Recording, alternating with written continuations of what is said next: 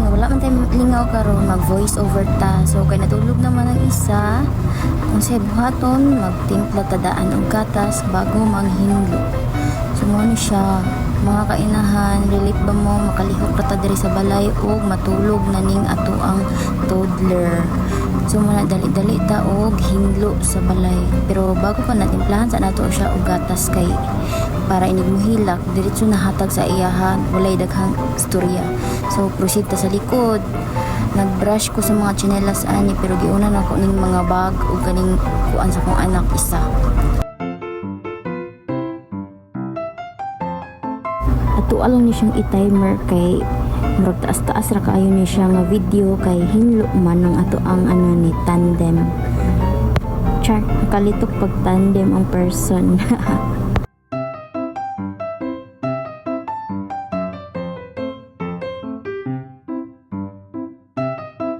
Pag human-an na kay sayang man ang bula, i-brush na to sa tsinelas kay hugaw-hugaw na po mga tsinelas sa ato ang anak.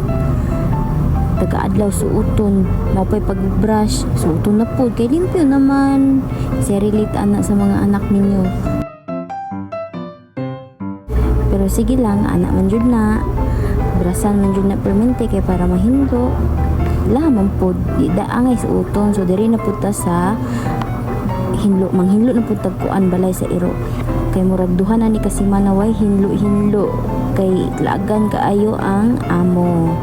So mo ni siya nanimahok naman kaayo ni siya murag ko na siya kasabot magsige na laghilak baho na siguro iyang paminaw siyang palibot pertin siya kaarte bisan pag hugaw na iyang tubig nga mainom mangayo jud na siya bag-o luan na to na iyang hapin kay arte po kay na siya di na siya ganahan og baho murag kuan ba kanang tao bitaw nga sobrang alas ka arte human manghinlo ta diri sa kanal kay gapundo ng tubig di nakaagi so mo ni siya ato ana ni siyang daspan diretso kay para madali kusog pa jud kay hangin dira mga palit kayo ang mga dahon.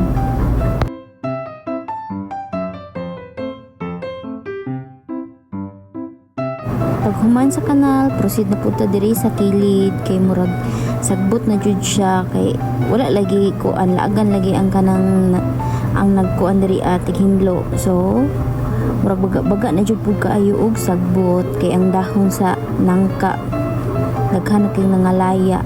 So ako lang siyang ginatapok sa kanang punuan ra pud kay pangyumos ba kay lisod kay pangitaon ring yuta og mananong ta og gulay.